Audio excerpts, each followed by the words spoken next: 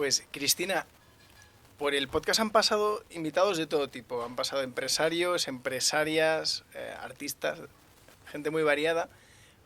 Pero hoy se cumple un nuevo hito y es que no había pasado nadie que yo viera en la tele cuando era pequeño. ¿En serio? Qué Qué guay, nadie. empezar una entrevista llamándote ya mayor. Está bien, que es una broma. No hace tanto, y ahora hablaremos de esto, pero digo, oye, ¿quién me iba a decir Qué a mí guay. que íbamos a compartir cámara? Cuando yo te veía muy lejos, a través de la tele, ¿no? Y además, aparte de este vínculo que es un poco emocional de infancia, tampoco había habido nunca la pareja de un invitado que había pasado por el podcast. Es verdad. Yo nunca había estado en un programa, ni en un podcast, ni en ningún tipo de entrevista donde mi marido hubiera estado antes que yo. La verdad es que, bueno, por primera vez, pues mira, no está mal como experiencia. ¿Qué te dijo de mí? José Manuel vino hace como casi 2 años y dijo, habla mucho mejor que yo. Bueno, eso obviamente por nuestras profesiones, yo me he dedicado toda la vida al mundo de la comunicación, el economista, el mundo de arquitectura interior, es algo que siempre ha dicho, pero yo sinceramente en los últimos años, y en este podcast fue el descubrimiento absoluto, me he dado cuenta que habla exactamente igual que yo o mejor y que le gusta hablar y comunicarse. ¿Cuánto tiempo estuvisteis de entrevista? Pues fue 1 hora y cuarto por ahí. Hora y sí, cuarto. sí. No, sí, me dijo que porque le dijiste, bueno, ya, que si no sé. Fue un buen podcast. Me acuerdo que él decía, yo hablo mucho peor, ¿eh? Y además lo dijo varias veces, tienes que traer a Cristina, tienes que traer a Cristina. Qué bajo. Y contó la anécdota de la boda, que dijo que, dice, claro, en esa época, Bueno, en esa época, claro. la boda estaba llena de periodistas. Entonces, Pobrecillo. dijo, yo me pongo aquí Lo pasó y mal, me callo. Digo, porque lo único que puedo hacer es Mira, fallar. si puedes, todavía hay por ahí, yo creo, rulando por internet imágenes donde yo le voy diciendo, vamos a mirar ahora miramos ahí, y se le ve que hace como, o sea, como una cara de agobio, y luego él dice, es que me veo en las entrevistas que nos hicieron, bueno, las entrevistas que me hicieron 3, sé que tampoco soy la Preisler, pero bueno, en esa época estaba presentando en televisión y tal, y pues tenía, pues eso, más interés. Y él dice que se ve como absurdo hablando, como ridículo. Digo, hombre, tampoco es tanto, es decir, no fue tan así como él te lo ha contado. O sea, estuvo bien. Pero es verdad que ahora, pues eso, la experiencia habla más y mejor. Es la sensación que tiene la gente, que todo el mundo odia su voz al escucharse. Yo me he escuchado muy poco en mi vida y me he visto menos. Es difícil verse. Es muy difícil verse. De hecho, el podcast se puede escuchar sin ver. Sí, en Spotify, bueno, en iVoox. ¿En iVoox? En iVoox se sube sin vídeo, Vale. porque Spotify ahora ya tiene vídeo. Es verdad. Pues no sé si elegiré Por ahí es más fácil. esa opción porque me cuesta. Yo te decía antes de empezar, yo estudié periodismo y... ¿En la Complu? Sí, para la gente que empieza a estudiar periodismo, sobre todo los que buscan tele, ya luego radio, pero bueno, la transición es siempre la misma, ¿no? El que entra en un periódico de editor corrigiendo faltas de ortografía quiere acabar publicando en... Sí, claro. Y al final siendo jefe de edición y cosas de estas. Pero hay más magia en la tele, pues porque las pelis, por Hollywood, por todo, y es si cabe más difícil la transición de becario a presentador. Sí. Esa es la ruta del Dorado. Cuando llegas y les ves ahí presentando y tú te ves como tan lejos, ¿no? Y tan pequeño. Sí, sí. Es Yo una vez he estado de público, de que en la carrera te invitan y ves espejo público, ves, sobre todo A3 Media invita a muchos alumnos a ver los programas. Y lo ves que son gente humana, ¿no? Pero no los sientes, o sea, no los sientes cerca, ¿no? Y dices, pero si podría ser yo. Yo creo que nadie tiene esa sensación, lo ve como absolutamente inalcanzable. Entonces, me interesa mucho empezar, además vamos siempre de atrás hacia adelante, ¿cómo fue tu desembarco en el mundo del periodismo? Esos pasos de la carrera. Pues yo realmente, la verdad es que tuve bastante suerte, estuve en los sitios indicados, yo creo, y luego, bueno, pues por lo que sea, a quien tuviera que elegirlo, pues decidió que valía para ello. Pero es que lo mío fue tan rápido que tampoco tuve mucho tiempo de aspirar y querer.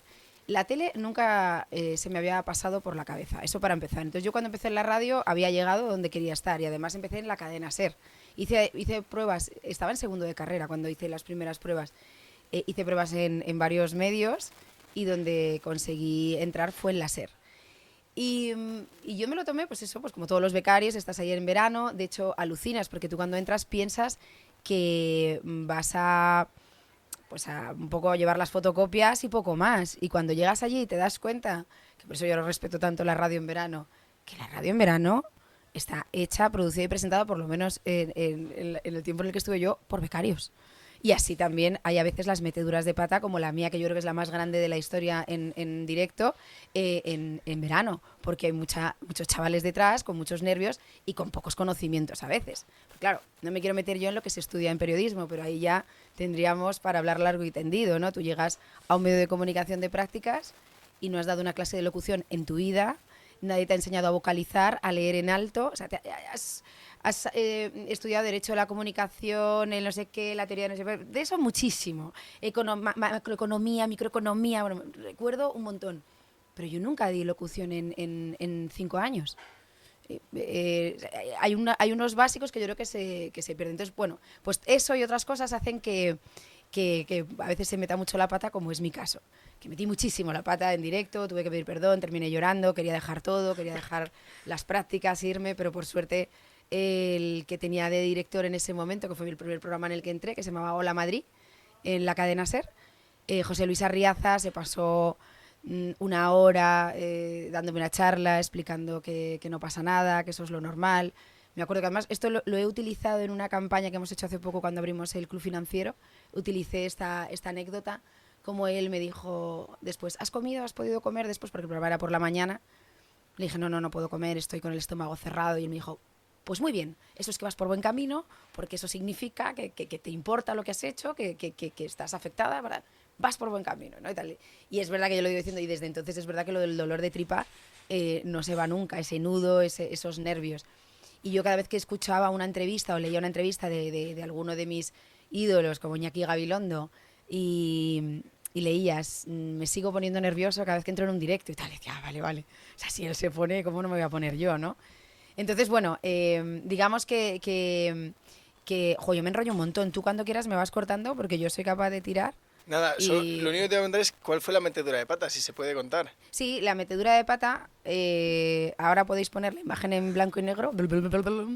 En esa época no existía ni el Word, obviamente Internet, es decir, nosotros trabajábamos con un sistema Basis donde salían teletipos, todos así con color naranja, y tú ibas cogiendo esos teletipos, ibas picándote la noticia, ibas escribiendo y salías corriendo. Y a mí me dieron, cuando entramos de becarios, dijeron, a ver, ¿quién es de Madrid? Dije, yo. Dijeron, pues tú haces el boletín regional. Pero ¿qué voy a hacer un boletín si no sé, si no he hecho nunca nada de esto? Bueno, el caso es que yo, aparte de dar como 2 o 3 noticias, luego tenía que llamar por teléfono a las emisoras, a Ser Henares, a Ser Madrid Sur, a las regionales. Ellos te daban como un titular, una entradilla de su noticia, tú les dabas paso y tal. Bueno, pues yo creo que en el mes de julio pude adelgazar 5 kilos, no lo sé, fue horroroso. Unos nervios, me equivocaba, me trababa. Y ese día, pues yo imprimí los teletipos, imprimí mi boletín, llegué a la zona de la fotocopiadora y como decían, ¿qué entras? Cogí los papeles, entré en directo y empecé, buenas tardes, di mis 3 primeras noticias y dije, y ahora nos damos una vuelta por la región. Hice así y me había llevado otras hojas de la impresora. Entonces miré, me acuerdo a Nacho, al técnico que estaba, y me decía, sigue yo.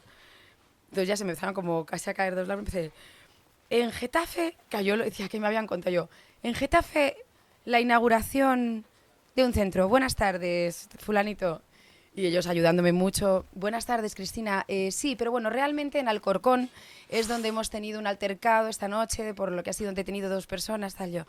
En Alcalá de Henares, Belén. O sea, era, bueno, cuando terminaron las noticias, acuerdo, o sea, los corresponsales, mis compañeros, acuerdo que dije, esto es todo, más información a las 2 en hora 14. Y perdón por lo mal que lo he hecho hoy. Me fui llorando. O sea, perdón por lo mal que lo he hecho hoy, lo dije en antena. Que a día de hoy lo pienso y digo, ostras, estás escuchando un boletín y la colega se te pone a llorar. Pero claro, yo era como, o sea, me echan de la radio, esto se acaba. De hecho, hubo una persona que sí que me dijo que me iban a echar. Pero obviamente yo no lo escuché, pero José Luis Arriaza, cuando entró en directo, dijo, entended que son muy jóvenes, que son chavales, que están empezando. Y claro, yo esta anécdota, imagínate, cada vez que entraba un becario a partir de ese momento, años posteriores, y me decía, es que me he equivocado, es que me he trabado. Digo, ¿qué te has trabado? Ven, que te voy a explicar lo que es meter la pata en directo. Se lo contaba a todo el mundo. Y al final, pues eso, pues te das cuenta que no pasa nada, que somos humanos, que hay que aprender. Y eso lo que me hizo fue espabilar muy, muy rápido. Cuando llegó septiembre, me dijeron, ¿te quieres quedar? Digo, pero yo tengo que seguir la carrera. Me dicen, ya, pero puedes compaginar, ¿te quieres quedar? Dije, vamos a ver, yo solo estudio para estar aquí. Obviamente sí. Claro. Y la verdad es que en mi caso, yo donde hice mi carrera y donde aprendí periodismo y donde aprendí todo lo que pude en esos años, fue en la SER. Fue en la cadena SER, fue trabajando. O sea, eran dos mundos, por la mañana en la Complutense y por las tardes en la SER. Pero tiene mérito, o sea, no sé si es raza o instinto y tal, no sé si es el camino más intuitivo que al pasar la página intentarás tirar de memoria. Es que es directo. Pero ¿no crees que habría gente que Yo me quería ir. se habría levantado, no sé? Pero yo me quería ir. Es que bueno, no es fácil, tirar el adelante sentido de la memoria. responsabilidad. Yo, es decir, ahí ves un túnel muy oscuro, entonces se te pasa todo tipo de cosas por la cabeza. Seguramente esta anécdota contada durante 20 años pues habrá cambiado y no me acuerdo exactamente a quién di paso primero y dónde metí la pata, pero fue terrorífico. Pero no sé si es raza, yo creo que es supervivencia. O sea, porque todo el mundo a mi alrededor, o sea, yo miraba a control y veía al técnico haciendo más así, veía a otra persona atrás haciendo así. Rosa Márquez, otra compañera, presentadora de la SER en ese momento, me acuerdo que entró y empezó como a hacerme así en los hombros, como tranquila, o sea, fue un momento donde todo el mundo, realmente yo me di cuenta de la gravedad, porque había gente que llevaba muchos años en la radio con cara de, ostras, que acaba de liar. Ostras, habría estado bien que la SER usara eso como piloto de... Vamos a coger a los becarios que entran cada año, simulamos un directo, nadie va a saber que esto es mentira y les cambiamos a ver cómo reaccionan, ¿no? Joder, Sí. yo no me acuerdo mucho de mi prueba, porque sí que te hacían... No, pero leías 2 teletipos, luego te preguntaban sobre lo que habías leído, o sea, era más... Eso estaría fenomenal. A mí me pasó, yo hice una vez una prueba para la tele, una cosa de Movistar, no me acuerdo, en la carrera lo típico que salen cosas y te apuntas. Lo que sea. Y te tenían como 15 o 20 minutos estudiándote el guión, que eran 3 páginas creo, y te lo ponían en el prompter. Y cuando entras, primero que entras deformado, porque no eres tú. Yo me vi y dije, pues si parezco, bueno, da igual, pero no era yo. Y cuando entré, la primera página era igual y las otras 2 inventadas. Y claro, yo lo hice, fatal. O sea, pero Muchas tenían que ver con el contenido del primer... La frase empezaba parecida. Y de repente te no diste tenía cuenta nada que que ver. no... O sea, ni eran ni los eventos, ni los lugares, ni las fechas, nada. Y era, te lo hacían adrede. Aprenderos bien esto y tal, entonces entrabas casi memorizado. Y te rompía el esquema. Porque además le iban subiendo la velocidad. O Bueno. sea, iba siendo más difícil, entonces tú tenías que intentarlo. Es que yo los prompters los odio. O sea, te lo digo en serio. Aparte creo que no es muy fuerte, desde luego, lo de leer.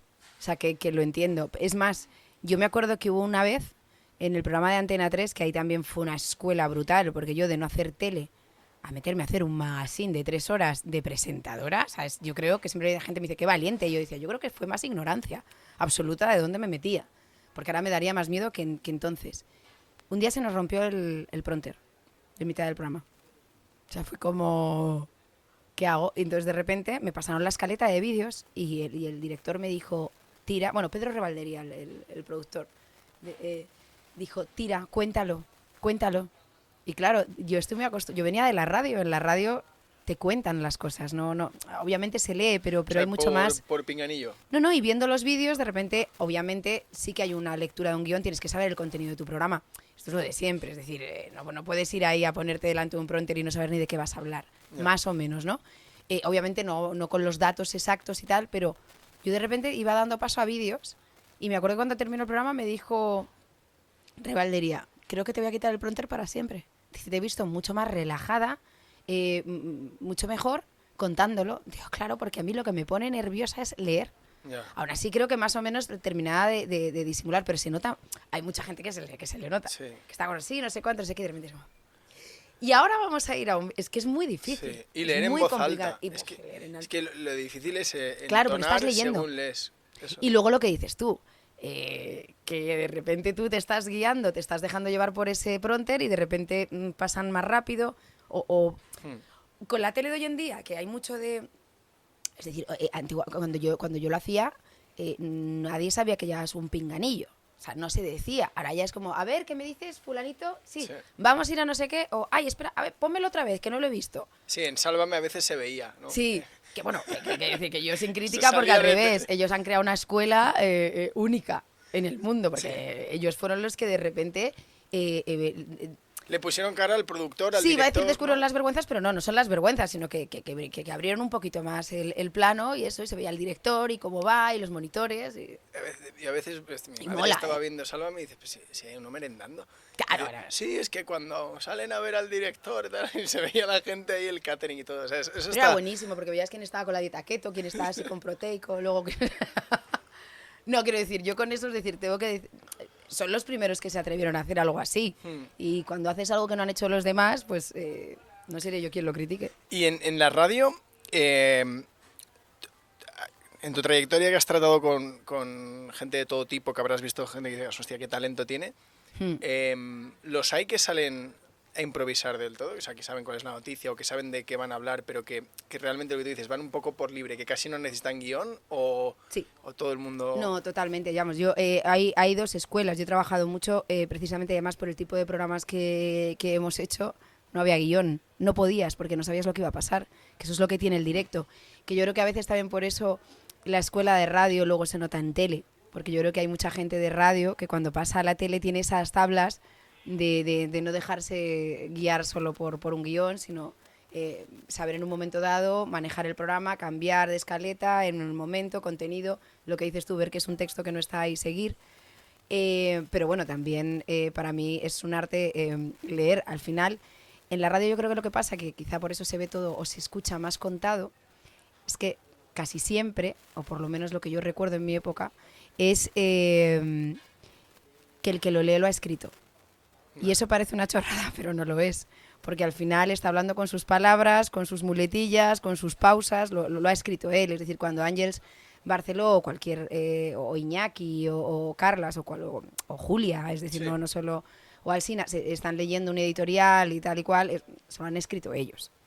Es decir, y yo creo que eso también se nota, o sea, sinceramente. Y tú te puedes escribir una entrevista entera con su entradilla, con su tal cual, pero luego hay que saber saltártela y no mirarla en toda la hora si hace falta. Tú no tienes un solo papel encima. Claro, este es agradecido, pero ahora hablabas de Alsina, el formato es más fácil porque puedes traer los deberes hechos y tal, pero yo pienso en Alsina, ¿cómo le da tiempo? Porque él tiene un programa también de 6 a 12, ¿no? Sí. Y escribe, notas que el de 8 a 8 y 10, que suele durar, el monólogo lo escribe, pero luego el tío te presenta, no sé si has visto algunas veces las entradillas que le hace a los invitados, cuando lleva banderas. Sí. Hay un equipo de redactores y de guionistas detrás maravilloso, es decir, yo me hablo más de las editoriales que suelen ser lo que se escriben ellos. Fíjate, yo entiendo, no creo lo que sé. esto se lo... O sea, no se me da la sensación de, si no, tiene un buen equipo... Lo digo porque yo también he escrito muchas entrevistas para compañeros en la radio. Vale. Es decir, y te la curras. Es decir, y los buenos redactores, yo creo, y los buenos equipos son los que conocen a su jefe, a su director o a su directora y escriben pensando en, Buah, esto le va a encantar, le voy a poner aquí esto, que esto lo va a entender, le haces acotaciones. Yo he visto auténticos maestros, que eso también es un arte, y he trabajado con ellos, con alguno, de darles una entrevista que me he currado, que he hecho mi entradilla, mis preguntas, tal, todo. Además, cada pregunta, esto se lo pregunto porque no sé qué, porque el año pasado escribí un libro, o sea, todo se lo explicas. Y una persona, me acuerdo en concreto, a él le da mucha, como, no es vergüenza, pero apuro que el invitado viera que leía y que no le estaba mirando. Entonces, el arte que tenía esa persona para mirar así, que además no se lo había leído, porque nunca consigues que se leyera una entrevista antes del directo. Decías, léetela, por favor. Y le veías como, pum, pum, con 4 palabras, miraba, iba tal. A veces no tenía mucho sentido lo que decía, porque claro, era difícil, pero hay a veces que te hacía una entradilla que era brillante. Y lo hacía mirando, o sea, leyendo en diagonal. O sea, era impresionante. Por eso que cada uno yo creo que luego tiene su arte, pero el talento lo tienes que tener. Total. ¿Cómo pasas de la radio, cómo creces en la radio y cómo saltas de la radio? No quise saltar. Me tuvieron casi que empujar. De hecho, cuando dejo la SER, que fue para mí muy complicado y que me costó muchísimo. O sea, ¿en la SER estuviste cuántos años? Yo creo que 12, o sea, sí, estuve sí, más o menos. 12 o 13, sí, 12 años, 13 temporadas o algo así. Yo ya llevaba un año presentando en Antena 3, las tardes de Antena 3. Lo que hizo y lo que supuso que yo durmiera durante prácticamente un año una media de 3 horas seguidas. Buah. Luego dormí otras 3, es decir, cuando me ofrecen lo de Antena 3, yo ya había hecho pequeñas cositas, había estado en Localia, lo primero que hice, luego... ¿Qué hay ahí? Mira, en Localia, la frivolidad. Me di cuenta que me tenía que depilar las cejas. Primero, nunca lo olvidaré, que estoy súper joven, debo tener como 22 años o algo así. Subí así, hola, bienvenidos a Localia. Y de repente, todo el mundo, ¡ay, qué ilusión! Y yo, ¿qué cejas? Más horrorosa. Pero bueno, en fin, esto es una chorrada, pero me acaba de acordar. Bueno, pero era pronto. Pero muy pronto, muy pronto. Pero ahí mola porque ahí hacías de todo. Ahí eras la reportera, la presentadora, la guionista, éramos 3 en el programa, era de coña, era muy guay. De ahí luego estuve también de reportera en 4, es decir, hice algunas cosas, pero lo de Antena 3, claro, cuando me dicen, bueno, pero tienes que dejarla ser, yo dije, no voy a dejarla ser, ni de coña. O sea, es decir, yo hago me decían, pero claro, por eso te digo que yo no era muy consciente de dónde me metía ni lo que iba a hacer. Decía, no, esto, Antena 3 está bien, tal, pero la SER. Entonces yo durante un año me dijeron, bueno, pues tú misma. Me levantaba a las 10, 9 y pico de la mañana, me iba a la tele a las 11, me dejan entrar más tarde, reunión de contenidos, luego me leía el guión, 3 horas de directo, o sea, guión, maquillaje, tal, peluquería, 4 en directo. Terminaba el programa a las 7 de la tarde, 7 y pico. Me desmaquillaba, me iba a casa. Me tumbaba, me acuerdo que con José, que ella estaba con José, me decía, ¿qué tal? Y decía, muy bien, todo muy bien, ya no me hables más. Y me tumbaba así, en el sofá, hasta las 10:30 de la noche, que me sonaba la alarma, me despertaba, me lavaba la cara, me pegaba una ducha, lo que pudiera, y me iba a hablar por hablar. Y llegaba a las 11 y pico a la radio, me preparaba el programa como podía, y a la 1:30 empezaba en directo en Hablar por Hablar hasta las 4 de la mañana. Llegaba a mi casa a las 6 de la mañana, me metía en la cama y otra vez a las 9:30 sonaba el despertador. O sea, fue una época demasiado heavy. Me gusta que hayas desglosado el horario porque habrá gente que estaba diciendo, cuando decías, dormía 3 horas seguidas. No, es que hagan cuentas. Que la gente decía, imposible. Pero Es que es así. Conforme iban cayendo... O sea, Antena 3 era de 11 de la mañana a 7:30 de la tarde, llegar a mi casa a 8 de la tarde y el Hablar por Hablar era de 11 de la noche a 4 de la mañana, 4 y pico, 5 de la mañana llegaba a mi casa. Que echen cuentas. Sí, o sea, sí. era duro. Duro. Y al cabo de un año decides, bueno, te toca estar a tiempo completo en... Sí, ya llega un momento que ya es inviable y también en Antena 3 me hacen otro tipo de contrato, es decir, también tú te tienes que asegurar, llevas 12 años en un medio de comunicación, estás dirigiendo un programa de radio de noche y líder de audiencia, es decir, no estás dejando precisamente... Pero bueno, ya me decidí y la verdad es que empecé a enterarme. Yo creo que el primer año tampoco me ponía nerviosa porque estaba tan cansada que tampoco no tenía ni noción de lo que casi... Sí que tenía noción, pero vamos, que yo creo que por eso no me ponía ni nerviosa. Y el segundo año sí que lo disfruté más, la verdad. Muchas cosas me vienen a la cabeza. ¿Cómo de difícil es negociar en televisión? ¿Es una parte que tú sufrías? ¿Es una parte que es cómoda? Pues mira, es una parte que como yo nunca en radio no tiene nada que ver, o sea, en radio las cosas van por otro lado, es decir... Es muy diferente. Muy diferente. Yo siempre digo, ahora, vamos, así lo ha sido. Tampoco, es decir, en la radio no van representantes normalmente a negociar tus contratos, es decir, pues que tienes un abogado porque es un contrato así como muy importante y tal, pero la gente, es más, vas con tu jefe, pues con cualquier empresa, es decir, o así lo viví yo. Es decir, por ejemplo, el tema de representantes y tal, a mí me parecía como una cosa como absurda. O sea, claro, luego ya pasas a otro mundo y a otro trabajo donde dices, ahora lo entiendo, lo de los representantes, es que son necesarios. Y yo como no tenía representante, ni conocía ese mundo, ni nada, pues José, que... Él explicó que era... que lo explicó, ¿no? Y él se empolló ahí unos cuantos contratos, habló con 2 o 3 personas, le explicaron cómo iba la cosa y él se dedicó a negociarlo. Dejemos que, me acuerdo que uno salía en la conversación, siempre hablamos de ¿cuál es tu superpoder? O tal. Uno de los superpoderes de José era poner el precio adecuado a las cosas.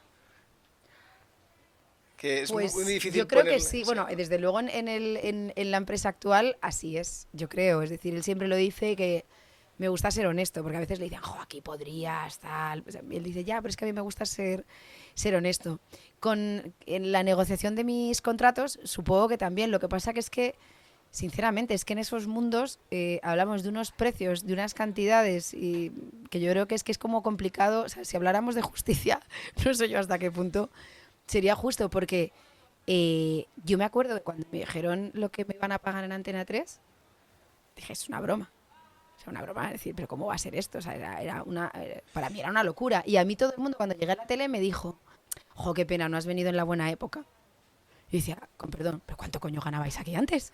O sea, a mí esto me parece ya un pastizal.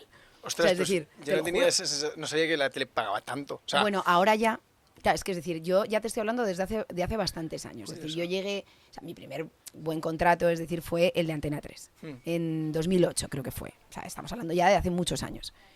Y te digo, a mí, mis compañeros de radio y gente, cuando ya fui conociendo a gente del mundillo, me dijo, ¡buah! Eso no es nada. Antes se pagaba mucho más. Pero no a los presentadores, a los reporteros, a todos. Es decir, solo por hacer imagen ya te pagan. O sea, unas cantidades que, claro, ellos como estaban en ese mundo no lo veían mucho. claro. Yo que venía de la radio me parecía, vamos, una locura.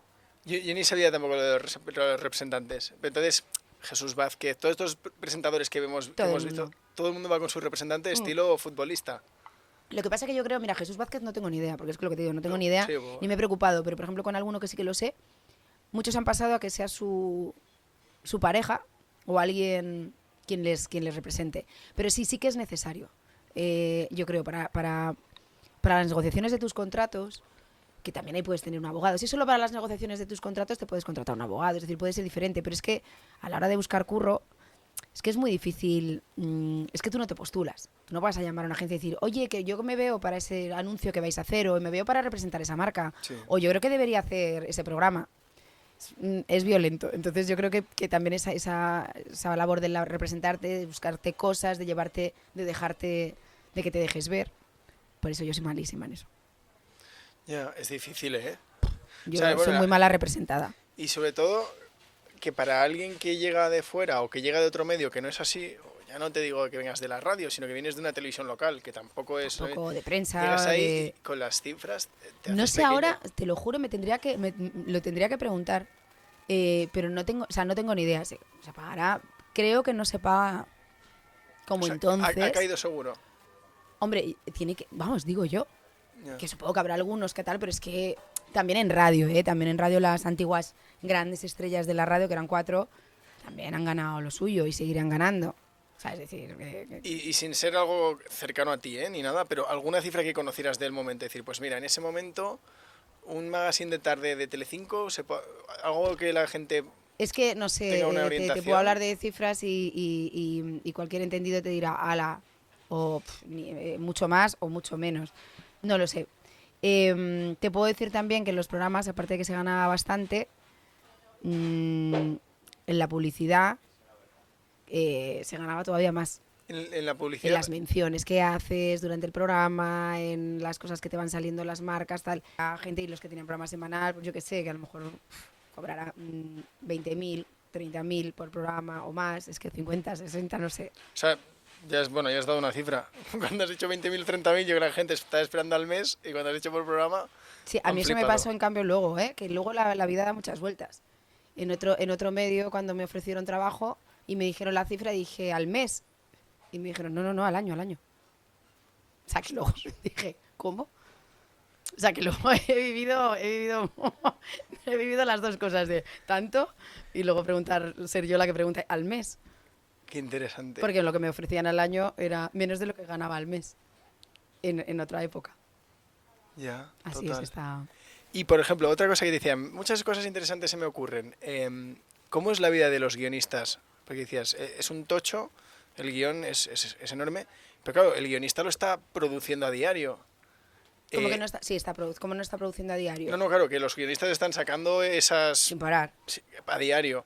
Entonces, a mí me parece de lo más difícil. Te decía, se me ocurrían muchas dudas con la tele.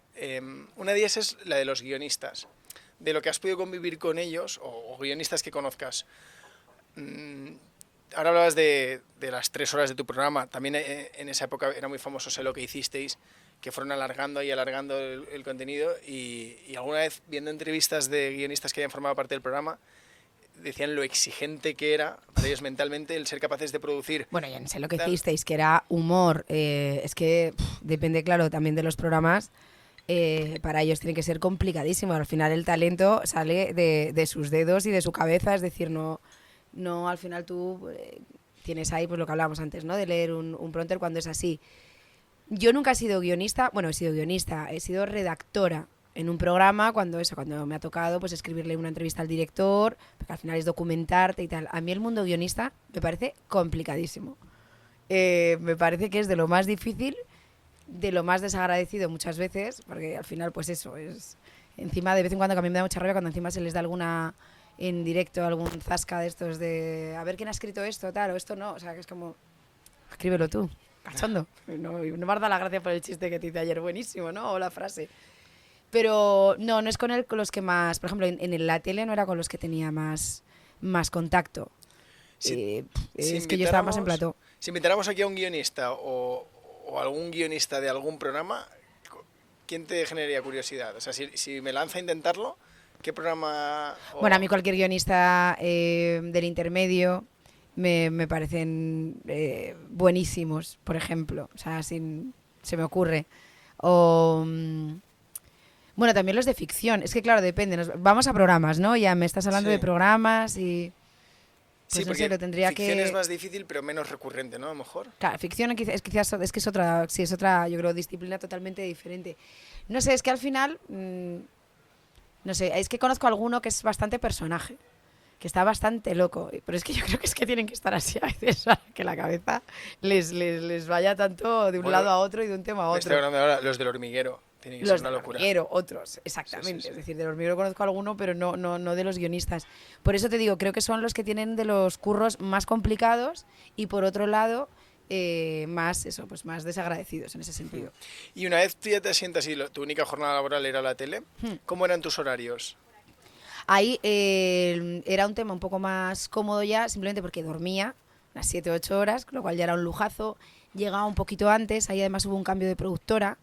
Y un cambio de equipo, de director, Edu Blanco.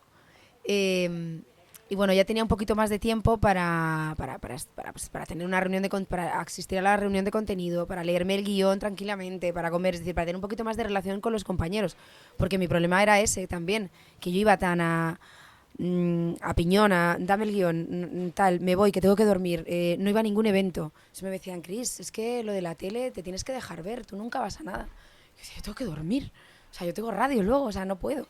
Pues bueno, yo creo que fue un poco más relajado. Luego también fue el año en que José y yo nos casamos, entonces también era un año pues, entre preparativos de boda, tele, tal. Fue bastante chulo, menos el final que nos marearon un poco. El final de los programas no suele ser, a veces no les dejan, es decir, si va a morir pues que muera bien, pero nos dieron un poquito ahí, dimos un poco de bandazos, porque bueno, pasa cuando bajas audiencia, no porque quisieran, pero llegaron enfrente justo Sálvame, que al principio creo que era como una especie de debate de supervivientes, pero luego ya se convirtió, bueno, el caso es que empezaron a hacer una tele muy diferente, muy gamberra y nada que ver a la nuestra.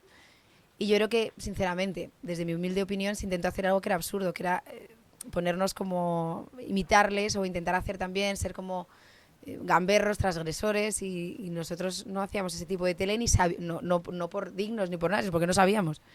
Entonces yo creo que ahí vivimos una época en la que íbamos a esto, luego a lo otro, luego volvíamos. De hecho, un compañero de radio me lo dijo, cuando en la tele te empiezan a cambiar los temas de un día para otro, y ahora vamos a hablar de corazón todo el rato, y ahora vamos a hablar solo de sucesos, y ahora vamos a hablar de no sé qué, malo fue. ¿Era una cosa que pesaba sobre ti el tema de mirar las audiencias a diario? ¿O esto...? Era muy agobiante, pero yo intentaba no hacerlo, lo que pasa es que al final te metes en la rueda. Yo venía tan acostumbrada a los EGMs, que es cada 3 meses, que hombre, que sí que tienes tu presión y tu tal, pero bueno, 3 meses, que diariamente... En el principio me parecía una broma cuando me decían esta sección que empezaste ayer con fulanito ya no la vamos a hacer más porque mira, ¿ves la gráfica? Aquí bajó cuando empezasteis la sección, subió cuando te tocaste la oreja o la nariz y bajó, así que vamos a cambiarlo. O sea, a veces era un poco como... Es un poco esquizofrenia, pero es que es lo que te exigen. O sea, es que había momentos que por un dato Llegabas y te encontrabas una cesta de frutas y eras un poco el amo y bajabas 2 puntos y el de la cesta no te saludaba por el pasillo. Uf, esa Algunos es que la mira, leyenda de la tele. Eso sí que pasa. Bueno, eso sí que pasa, perdón. A mí me ha pasado. Eso me ha pasado. Y a mí me costaba entenderlo, pero yo creo que te lo juro que tantos años de radio hicieron que no me... No sé, es decir, no... Hombre, claro que te afecta cuando bajas, pero no me obsesionaba. ¿Y eso no te hace ser cruel con los demás? Es decir, no voy a mostrar apego por nadie porque no sé si te caigo bien porque presento. Y el día de mañana... No, yo en eso era bastante confiada. Yo es que creía que sí que nos... Luego me enteraba de algunas cosas, pero bueno, eso pasa en todos los curros. No. Pero gente como esta que dices, joder, el otro día me hiciste una Eso buena sí, cara. sí, Es sí, decir, eso sí, aprendes, pero aprendes un poquito, espabilas también, ¿eh? Que aquí, que eres la reina de Saba, un día y medio, amiguita, que tengo a 3 en la puerta esperando y que ya pasó, siguiente. O sea, es decir, y bueno, no te viene mal, es que es lo que te digo, también venía de un mundo donde nadie es rey ni reina de nada, donde se admira mucho el talento, de verdad que creo que es así, que en la radio. Y bueno, no sé, es decir, también te digo, en el equipo había buen rollo y mis jefes directos sí que me protegían. Es que al final cuando eres presentador yo creo que también estás un poco en burbuja. Se te protege mucho más, no se te da la misma caña que al resto, no se te exige que hagas las otras cosas. O sea, tienes otras responsabilidades, sí. pero creo que en la caña a veces se le da. Yo he visto que han metido a veces más caña a mis compañeros. No he profundizado porque solo lo he visto en titulares, pero ¿has visto lo de Fallon? Que le ha tocado disculparse por...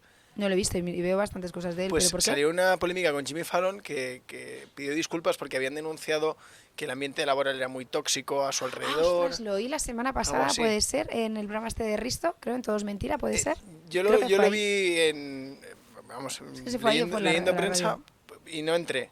Pero vi 3 4 titulares Sí, iguales. es que me suena que a raíz de ahí sacaron como lo de la cara oculta de muchas reyes de la comunicación, que parecen Sí. que son tan divertidos y tal y que luego no lo son. Porque, ¿cómo es la chica? Ellen DeGeneres. Ese, que el Ay, apellido se me nunca lo sé encanta. pronunciar. Yo Le siempre he pasó lo querido ser mismo, ella. ¿no? ¿En serio? Ah, eso no lo... Me Pospandemia. acabas de romper... No, se me cayó un mito. En la pospandemia, pospandemia o prepandemia, pero justo en esa época. ¿En serio? Esa sí que me flipa. Sigo viéndome su programa Pues tuvo antiguo y bastante yo me lío veía cuando era más joven, me veía y digo, "Jo, me encantaría, esto sería mi sueño, hacer un Ellen DeGeneres". Es guay, hay grandes... Es muy guay. Yo me acuerdo que no sé si fue cuando empezó, que además yo creo que lo hizo luego Pablo Motos también en El Hormiguero, creo que fue ella. Que fue ella que en el primer programa hace pues, eso, 1,5 millones de años, de repente regaló un viaje, un crucero a todo el público. Y empezó, eso era la leche. O sea, cuando... Es que además allí lo de los públicos, es que en ese sentido los americanos lo hacen muy bien. Estuvo O sea, es guay. un espectáculo todo. Me mola mucho. Hace tiempo vi un capítulo que invitó a Bill Gates y le hizo un test a Bill Gates que a la gente le pregunta a Bill Gates como cosas súper intelectuales porque se las sabe. La tía le puso artículos del súper y le dijo, adivina el precio. ¿Ves? Pero eso es un guionista o un productor que se le ha ocurrido eso. Eso mola, tío, tener este tipo de gente. Tío, no dio ni una, pero ni una, ¿eh? Cómo Le mola. salió no sé, unos fingers de queso de estos de Fridays. Sí. Y le puso, dijo, uff, eso es de marca.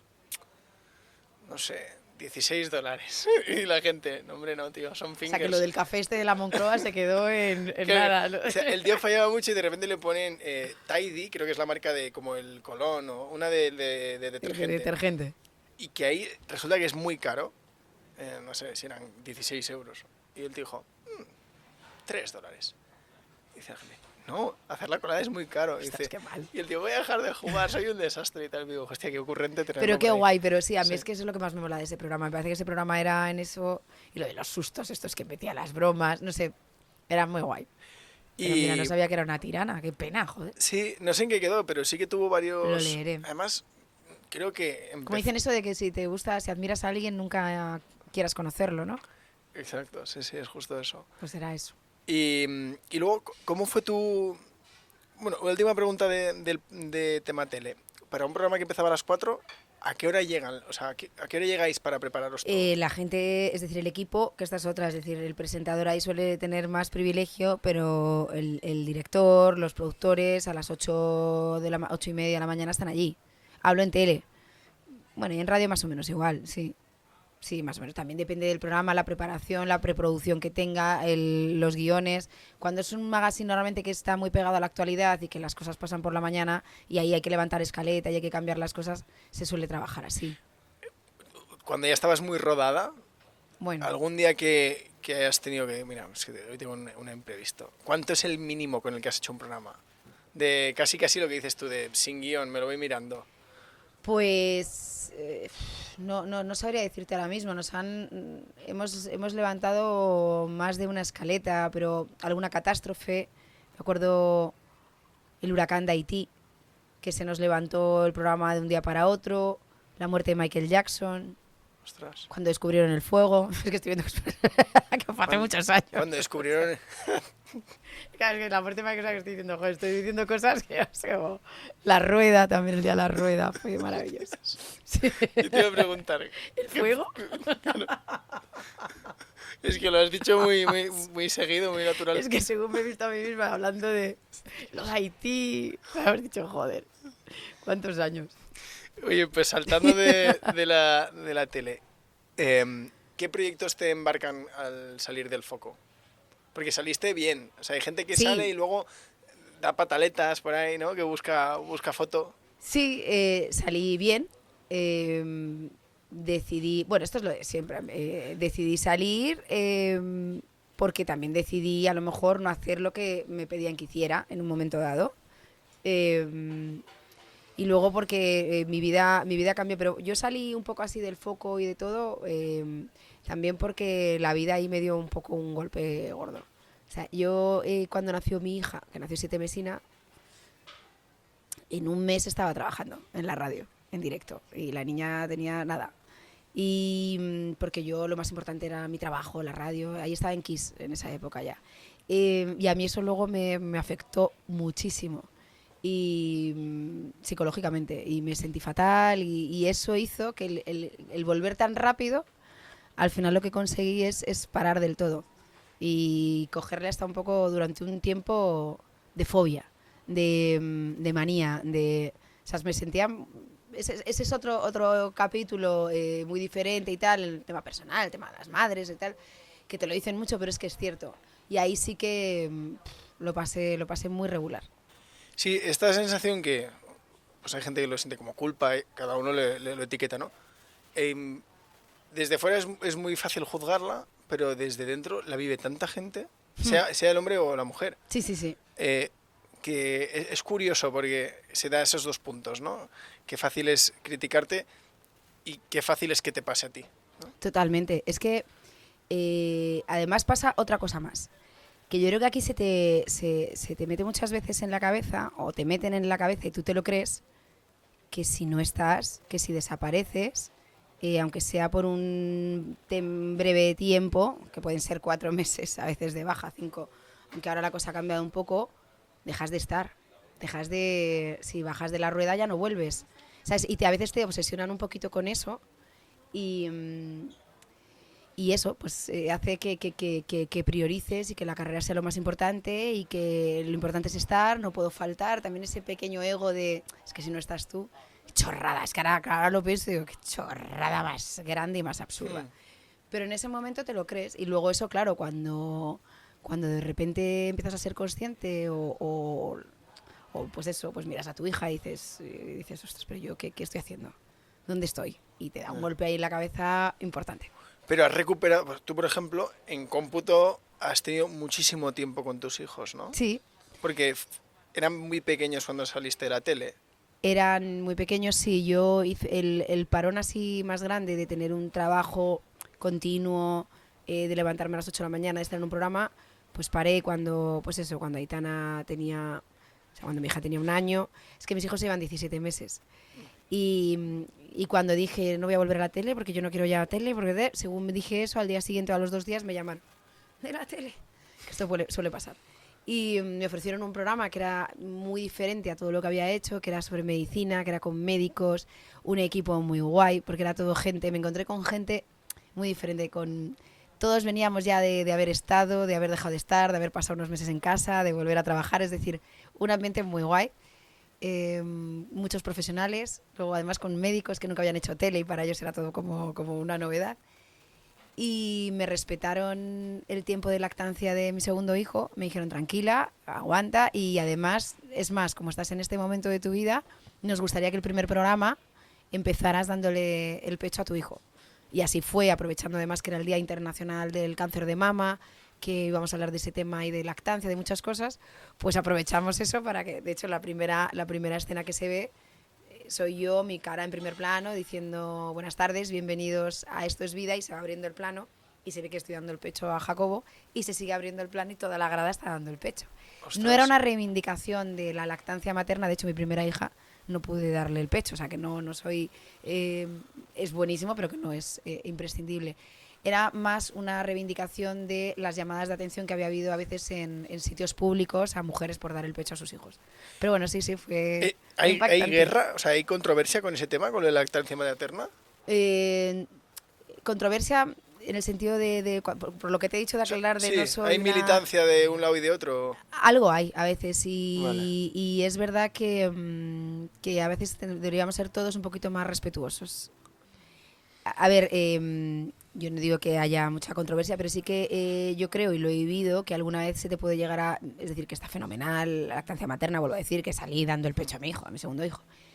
Pero que a veces deberíamos ser todos un poquito más empáticos y precisamente lo que has dicho tú antes de, a lo mejor no somos conscientes de lo mal que se pasa a veces, ¿no? Pues eso pasa lo mismo con el tema de la lactancia. A veces es una decisión, a veces hay algún impedimento, es decir, y así que somos muy pesados, tío, todos juzgándonos y ya, pues eso entre nosotras también a veces, porque es que esto es imprescindible, ¿sabes? Pues bueno, solo quiero aclarar eso para decir que lo hice como una reivindicación, pero no diciéndole a nadie, y para que y además eso es que mi primera hija no le puede dar el pecho, o sea, el tío que iba a darle al tweet, que ya no le ve, ya lo hemos explicado. que no va por ahí. Pues ya para ir terminando, hoy estamos en el Club Financiero Génova. ¿Qué es este lugar y qué implicación tienes? ¿Qué le relaciona contigo? Pues el Club Financiero Génova ha sido un proyecto muy esperado y muy deseado y muy trabajado, sobre todo por José, por mi marido, que lleva años detrás de este sitio y viendo este sitio diciendo algún día yo abriré la azotea del Club Financiero Génova, y al final lo ha hecho junto con, además, con los socios con nuestros amigos de la Ancha, porque es que además de socios es verdad que Nino y José y su mujer y yo somos muy, muy amigos, y la verdad es que no es el último proyecto porque ya hay otros, uno ya inaugurado y otro a puntito de inaugurarse en Madrid, aquí, el Palacio Cibeles, pero vamos, bueno, lo puedes decir tú, o sea, yo creo que es un sitio realmente único, espectacular, y que cuando mi marido decía, cuando tengamos el Club Financiero Génova tendremos la mejor azotea de Madrid, creo que no hay nadie que se lo pueda rebatir en este momento. Sin duda, y además es genial que hagamos aquí la entrevista, porque en la entrevista que le hicimos a José dijo, tengo una cosa... No lo puedo claro, decir. Porque fue hace 2 años. Hace 2 años. Ay, no lo podía ni decir. Y no dijo, porque no lo quiero gafar, pero a lo mejor en unos meses, si tenemos suerte, y era este proyecto. Jolín. Él lo dijo al terminar, dijo, es el Club Financiero Génova, porque en esa época era algo mucho más desactualizado que el espacio de ahora. Sí, yo creo que el trabajo de interiorismo que ha hecho el estudio de Alejandra Pombo, que también es amiga, es espectacular. Además le ha dado el toque perfecto que necesitaba este club, es decir, respira club. O sea, es elegante, es moderno, es espectacular. Y para terminar, de tu vinculación con José, que los dos vivís el día a día del proyecto, uno más operativo, los roles, no sé muy cómo los tenéis distribuidos, pero más allá de las funciones de cada uno, emocionalmente, ¿cómo es para ti el proyecto que está totalmente separado de los medios de comunicación? Mira, te están aplaudiendo de lo bonita que te ha quedado la pregunta. Sí. ¿Cómo es mi...? A ver, repíteme porque me he ido con los aplausos. ¿Qué te sugiere, no? ¿Cómo es para ti vivir el proyecto de Azotea Grupo? Que José lo explicó muy bien, pero que llevaba él mucho tiempo en el sector, ¿no? Ya había montado su bar cuando era un veinteañero y tal, pero en tu caso está totalmente alejado del periodismo, lo vives desde una perspectiva totalmente distinta. ¿Cómo es para ti esto? Pues precisamente lo que acabas de decir, totalmente diferente y totalmente distinto. realmente el que lleva el día a día de la empresa, el CEO de la empresa, es él. Cuando empezamos, es que yo creo que ninguno de los dos, aunque él es verdad que había coqueteado con la hostelería de joven, yo no, yo creo que ninguno de los dos pensamos que esto iba a llegar a donde estamos ahora. Él tenía su trabajo, yo el mío, y esto no era más que un extra. Yo me veía mucho en la parte, que es verdad que sigo estando en todo lo que puedo, en la parte de comunicación, obviamente. Yo me acuerdo que, por ejemplo, cuando presentamos nuestro proyecto para el club financiero a los socios y a la junta directiva, yo ese día grababa 2 podcasts en Sonora. Y recuerdo grabar una entrevista, coger la moto, venir al club, hacer el principio de la presentación, luego ya continuaron Nino y José, coger la moto otra vez corriendo, irme a mi entrevista. Es decir, para mí al final no deja de ser parte de mi mundo de la comunicación, porque ahí es donde estoy yo, sobre todo en el proyecto, ¿no? Siempre en esa parte, en la parte de prensa, en la parte de la presentación de los proyectos y en ese tipo de comunicación. Y yo creo que ninguno de los dos en el fondo hemos abandonado nuestras pasiones. Mi pasión es la comunicación y la suya, no sé si te la contó o no, pero la suya es la arquitectura de interior, no es la hostelería ni la economía, que es economista de carrera. Y cada proyecto que abre nuevo, pues vuelve a pensar en el proyecto, en cómo lo va a hacer, en cómo lo va a construir. Y esto es yo creo donde más disfruta de todo el proceso de nuestros proyectos. Pero vamos, sí, yo creo que totalmente diferente. Donde tú ves un cuartel abandonado, el proyectazo, el mejor chiringuito de España, que es lo que nos nombraron. Para terminar, te hacemos el cuestionario, que son 5 preguntas rápidas. Vale. La primera es un libro, cualquiera que merezca la pena leer.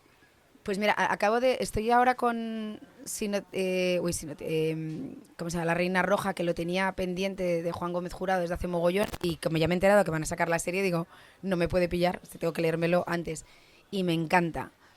Pero yo siempre digo que para mí mi libro, que me lo he leído como 5 veces a lo largo de mi vida, es Sin noticias de Garp. Anda. Es un libro que te lo lees en una noche, que da igual cómo estés, qué humor tengas, te va a sacar una sonrisa, te vas a reír y mola mucho. Y yo lo aconsejo que si algún día te lo puedes leer en compañía, todavía mejor. O sea, es decir, yo ese libro me lo llego a leer una noche que nos pusimos a hablar de él y terminamos leyendo capítulos en alto, un mano a mano, y fue de las noches más divertidas que recuerdo de mi vida. Qué guay, nadie había recomendado pues ese libro. De Garp, pues Sin noticias de GURP. Sí, maravilloso. Lo recomendamos. Además, es una recopilación de columnas, ¿no?, que publicaba Mendoza. No, esto es una historia totalmente surrealista de un extraterrestre que llega a la Tierra, y ahí me quedo. Pero no eran como cosas que él iba publicando en un periódico y luego las juntó y tal, ¿no era? Bueno, es decir, sí, pero quiero decir que el libro no es es una historia, sí, continua de GURP. O sea, es maravilloso, maravilloso. Me gustó mucho. Una canción. Pues aquí siempre tengo dudas, porque siempre diría, tiene que ser Los Secretos, que es el grupo de mi vida, aunque tú no lo sepas, que es la canción que suele cerrar casi todos los programas en los que he estado. Pero no sé por qué, siempre que he empezado un programa, sobre todo en radio, o que me han pedido que pinche una canción en la radio, me acuerdo una vez con Carlas Francina hace un mogollón de años en la radio, no sé por qué, siempre me viene Wish You Were Here de Pink Floyd. No es o sea, me gusta Pink Floyd, pero para nada es uno de mis grupos favoritos. Pero esa canción me parece sencillamente brutal. Qué guay. Dos más, una app que esté hecha para ti. Soy una abuela analógica. O sea, una app que esté hecha para mí, cualquier app que tenga la letra muy grande y sea sencillita. Abunda. Cualquier plataforma de podcast. Vale. Y apuntamos Sonora. Bueno, Sonora. Sonora. Y para terminar, tu última compra en Amazon. ¿Lo puedo mirar? Para no mentir. Y además así ya descubro, porque te he dicho antes lo de que descubrí el fuego y tal. Estoy totalmente ciega. Lo voy a mirar. A ver, mis pedidos. ¿Te imaginas que ahora te digo una burrada? No. Pues no sale. Pero vamos, algo para mi hija, algo para mi hijo. Seguro. No, bueno, si me sale, pero vamos, ahora que acabamos de empezar el cole, pues eso. Material escolar. Material escolar seguro. O la mochila de mi hija, que no sé si la tengo en la cesta o ya, pues mira, la debo tener en la cesta. Ay, si es que estoy en modo avión. Seré idiota. ¿Cómo me lo va...? Pues ahora lo veo. Pero vamos, algo pues, material escolar para los Cristina, ha sido un placer tenerte en el podcast. Además, creo Gracias que has durado muy, muy parecido al de José, o sea que ¿Ah, sí? no creo que haya fricciones. Y ha sido un placer teneros a los dos en nuestro pequeño podcast. Bueno, de pequeño nada, que es maravilloso y mola mucho la gente que traes y las entrevistas que haces, de verdad. Pues muchas Mola gracias. mucho. Muchas gracias a ti.